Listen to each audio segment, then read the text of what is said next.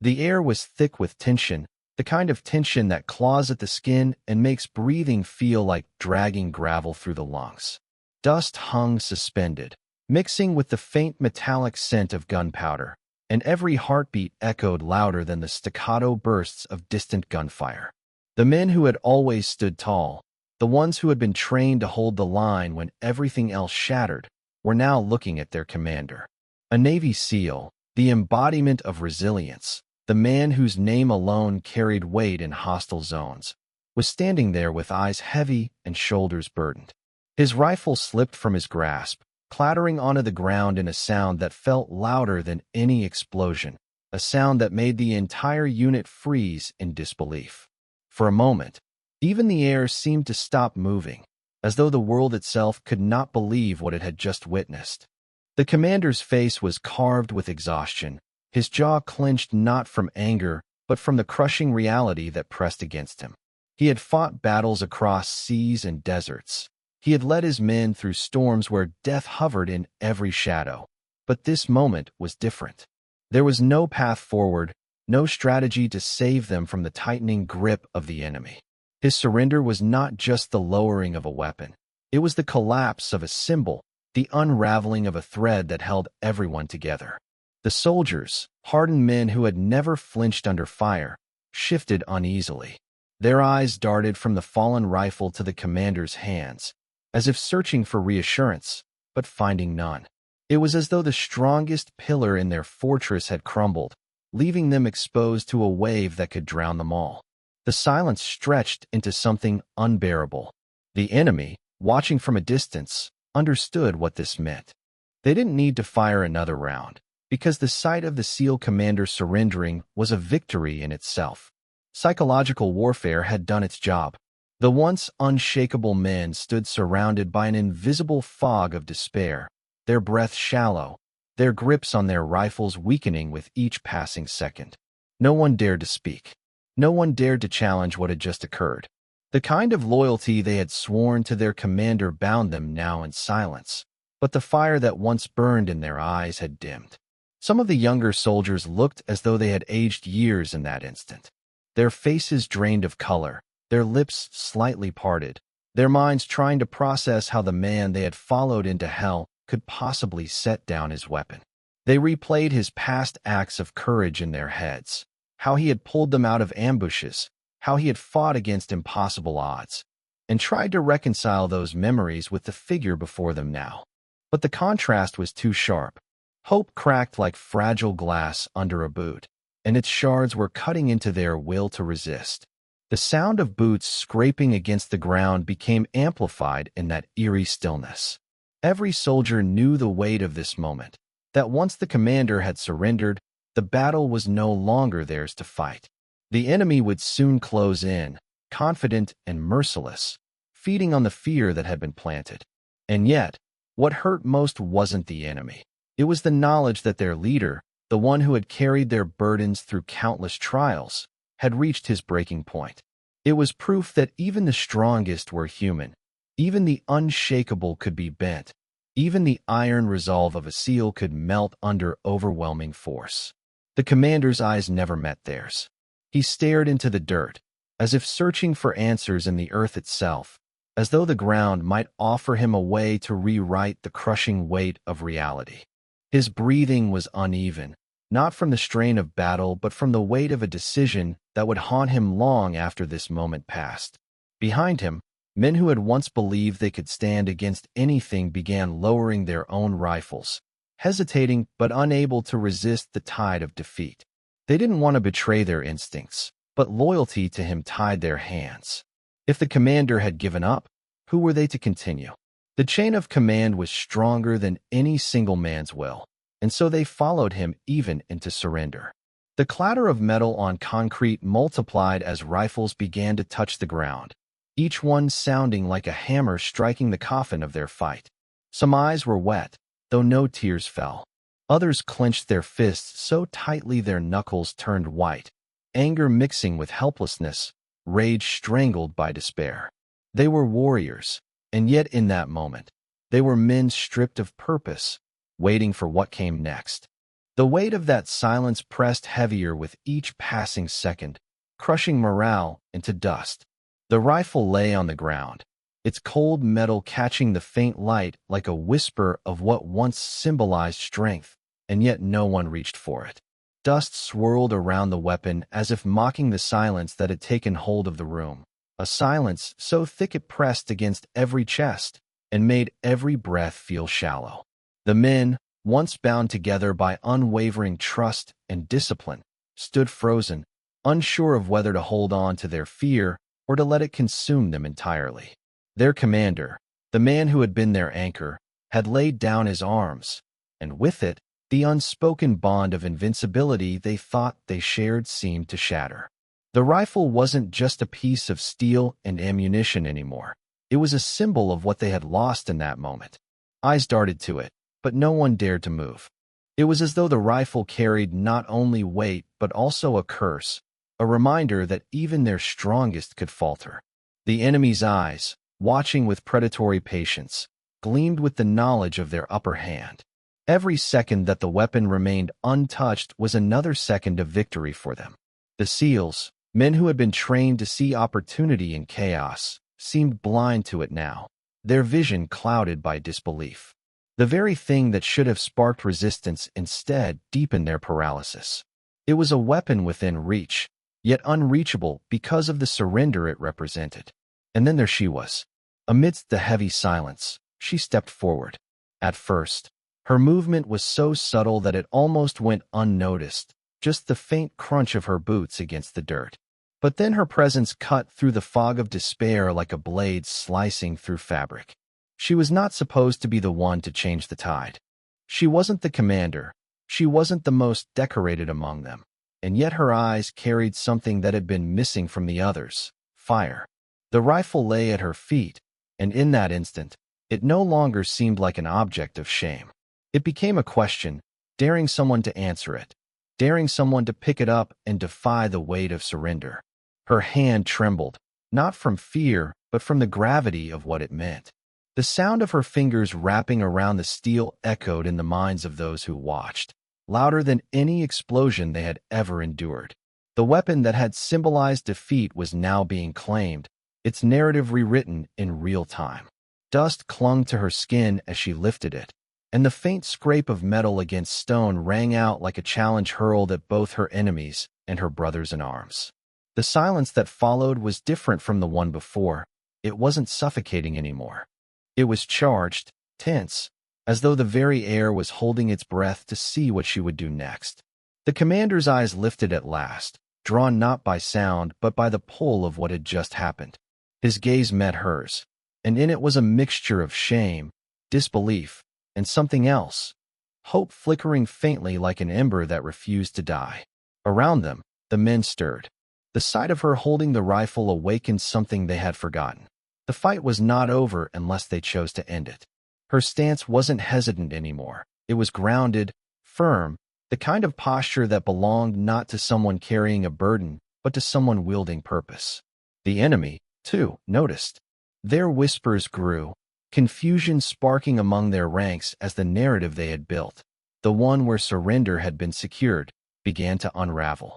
A single act had shifted the balance, not through violence, but through defiance. And that defiance was contagious. The other SEALs, who moments ago had felt like shadows of themselves, straightened their backs. Their hands twitched closer to their own weapons, their hearts beating with a rhythm they thought they had lost.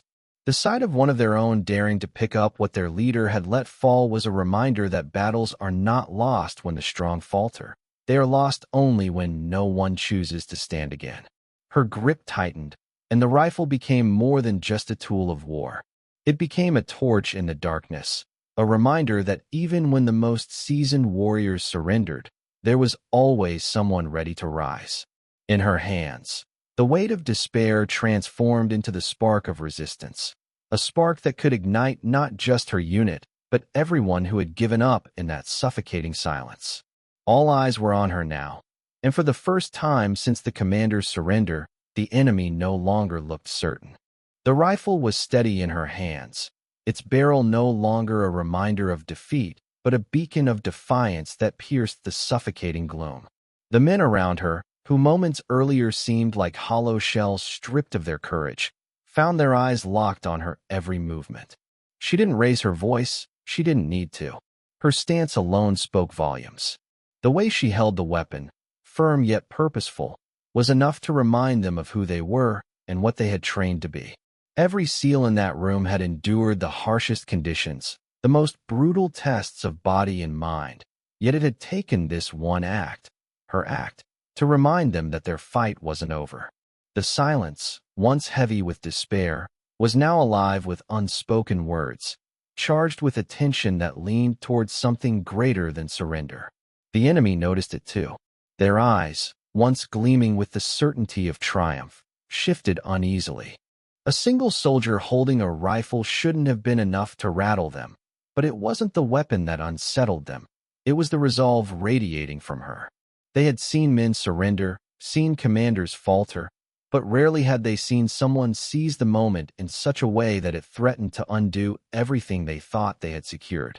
That rifle wasn't just loaded with bullets, it was loaded with intent, and intent was far more dangerous than any ammunition.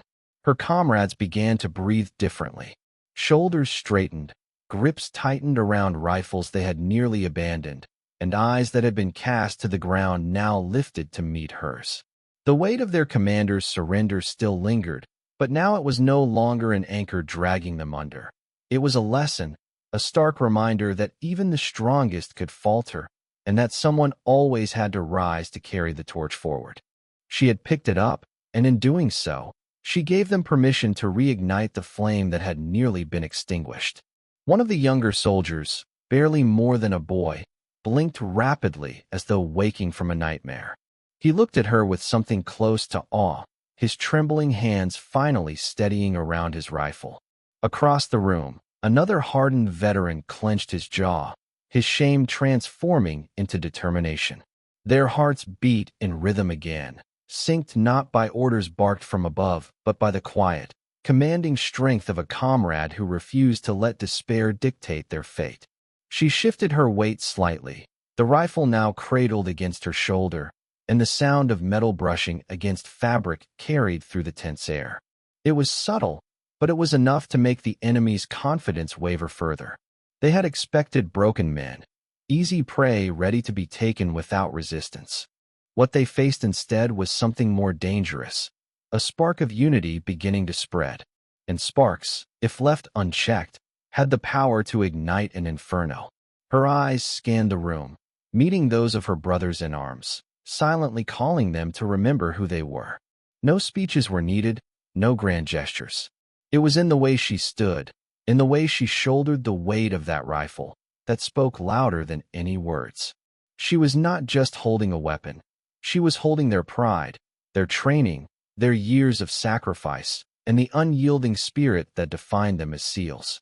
The commander, still heavy with the weight of his surrender, looked at her, and for the first time in that endless moment, something shifted in his expression. It wasn't pride, not yet, but it wasn't despair either. It was recognition. Recognition that leadership didn't always flow from rank or position. It could emerge from courage, from the one willing to stand when everyone else had fallen.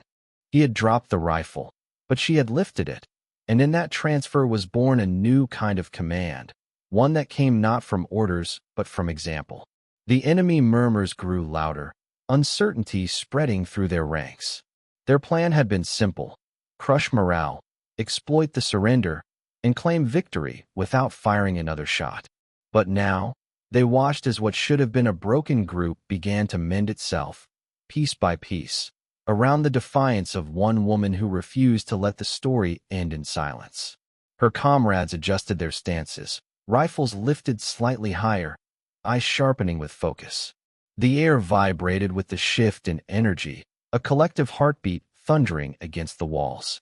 Where there had been surrender, there was now tension, the kind of tension that precedes a storm. All it had taken was one act of defiance, one hand reaching down to lift what had been abandoned, to remind them that their fight was not over. The rifle in her hands became more than a weapon. It was the axis upon which the entire room began to turn. With every second she held it, the balance of power shifted, and those who had once been consumed by despair began to find themselves caught in the gravity of her defiance. The enemy, watching closely, sensed it too. Their earlier smug confidence gave way to subtle unease, their shifting eyes betraying cracks in their composure. This was no longer a group of broken men. This was a force being reawakened before their very eyes. And at the center of it all was her, a figure who had stepped into the void left by their commander's surrender without hesitation, carrying the weight of hope on her shoulders. The silence stretched taut, each heartbeat amplified, each breath echoing against walls that had borne witness to countless battles.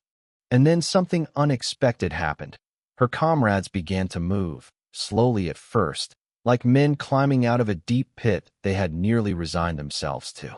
A hand gripped a rifle tighter, another straightened his back, another's eyes hardened with determination. The transformation was subtle but undeniable, and it rippled outward, spreading from one soldier to the next like sparks leaping from ember to ember. The air, once thick with despair, was now alive with a low hum of renewed defiance. Her presence was magnetic, not because she shouted orders or demanded loyalty, but because she showed, through action alone, that surrender was not the only option. The power of example, simple, undeniable, and raw, had awakened something words could never touch.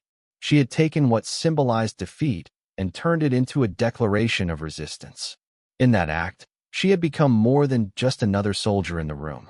She had become the embodiment of their will to fight. The commander, who had moments earlier been swallowed by the weight of his own surrender, looked on with an expression torn between disbelief and relief. He had dropped the rifle because he believed the fight was lost, yet here she stood, proving him wrong. And in that realization came a pang of humility, sharper than any bullet could deliver.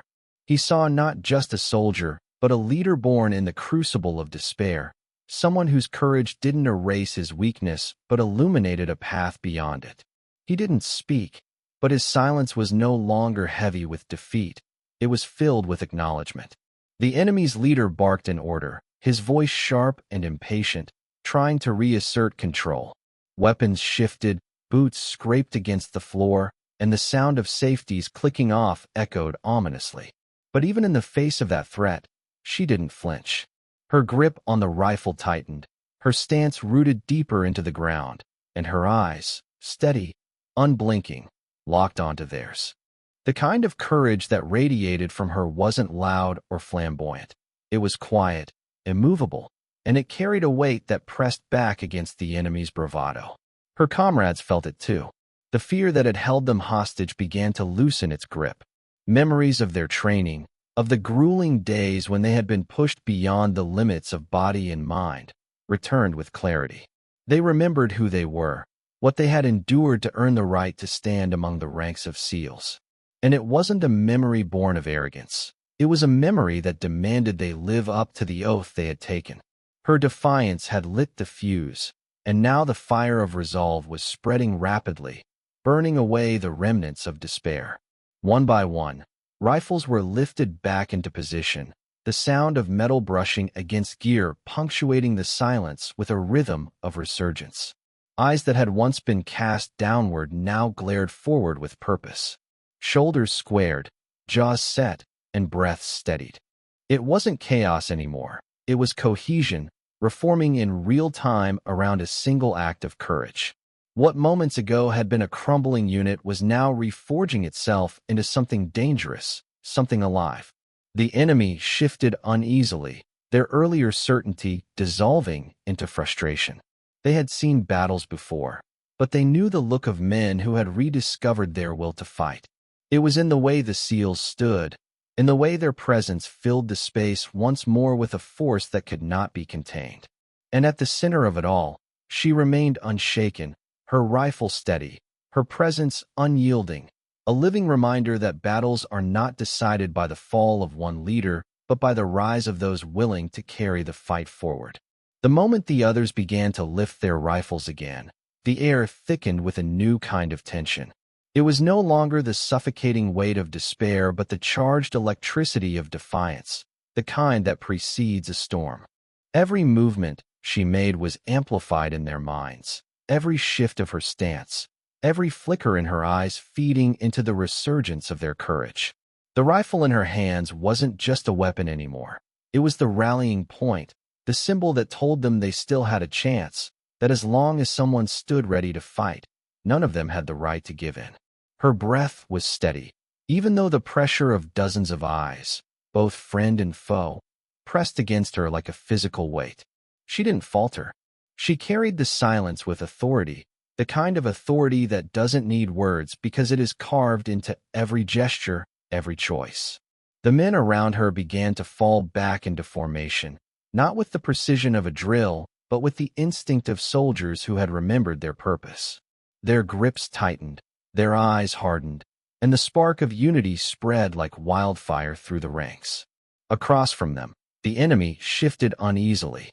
Their victory had seemed assured only moments before, secured not by bullets, but by breaking the will of their opponents. Now that certainty was slipping through their fingers, they watched as the defeated began to rise, and in their eyes flickered the first shadows of doubt. They had not expected resistance to reform, and they certainly had not expected it to come from her. The balance that had tipped so heavily in their favor was beginning to waver, and the more she stood unmoving, the more their confidence cracked. The commander's gaze lingered on her, heavy with unspoken words.